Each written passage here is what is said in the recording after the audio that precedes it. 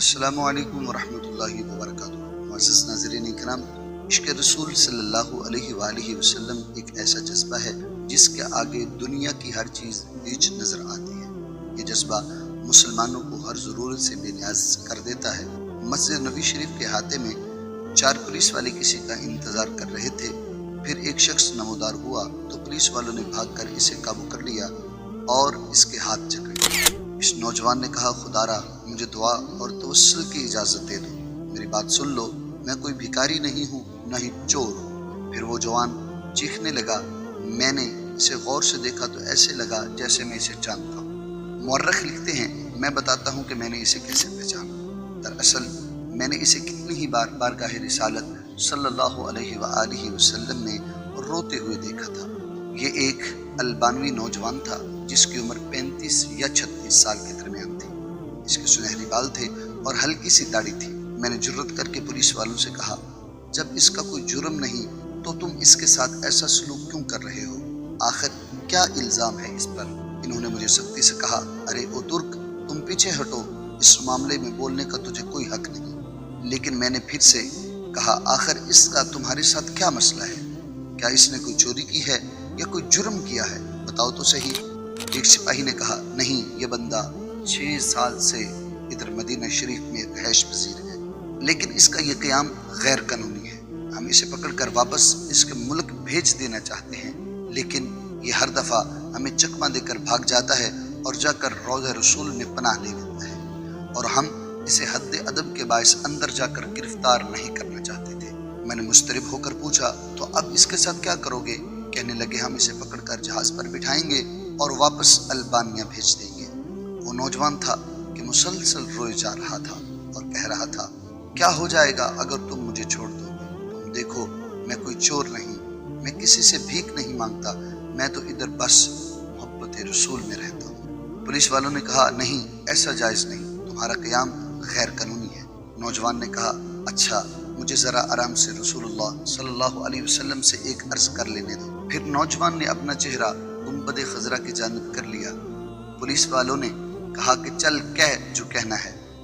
नौजवान ने मोहब्बत भरी नज़रों से गुंबद खज़रा की तरफ देखा और कुछ अरबी में यूं कहा।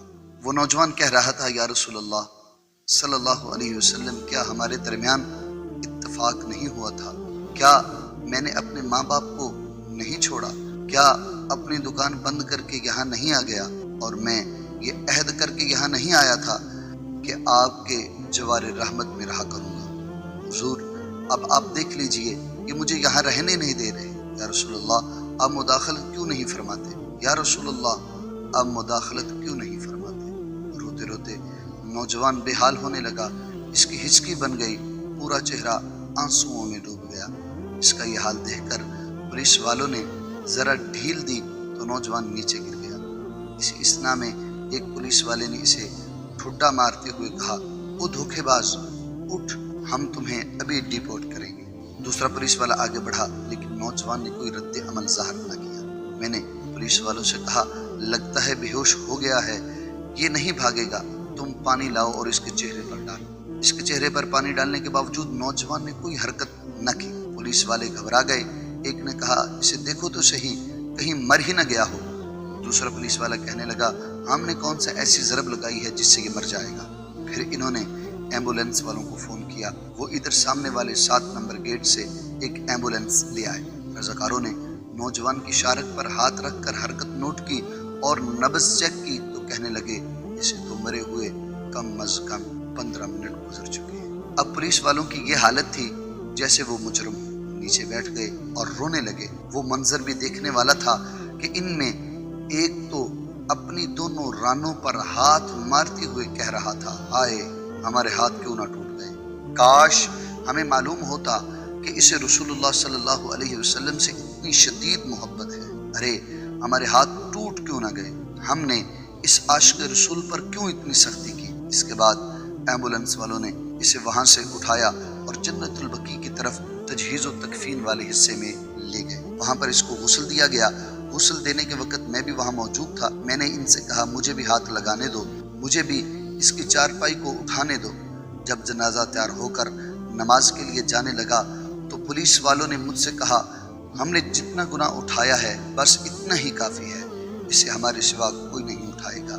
شاید اسی طرح ہمیں آخرت میں کچھ رعایت مل جائے۔ میرے سامنے ہی وہ نوجوان بار بار کہہ رہا تھا، یا رسول اللہ آپ مداخلت کیوں نہیں فرماتے؟ یا رسول اللہ آپ مداخلت کیوں نہیں فرماتے؟ دیکھا رسول اللہ صلی اللہ علیہ وسلم نے مداخلت فرما دی اور ملک الموت نے اپنا فریضہ ادا کر کے اسے آپ تک ہمیشہ کے لیے پہنچا دیا۔ اللہ تعالیٰ ہمیں اپنے حبیب صلی اللہ علیہ وسلم کی ویسی ہی محبت عطا فرمائے جیسی اس البانوی نوجوان کو عطا فرمائی تھی۔ امید کرتے ہیں کہ ہماری آج کی ویڈیو بھی ضرور آپ کو پسند آئی ہوگی، آپ کا بھی دل حضور صلی اللہ علیہ وسلم کی محبت میں باغ باغ ہو گیا ہوگا۔ ویڈیو اچھی لگے تو کمنٹس میں صدقے یا رسول اللہ صلی اللہ علیہ وسلم ضرور لکھیے اور ویڈیو کے بارے میں اپنی رائے کا اظہار بھی ضرور فرمائیے گا۔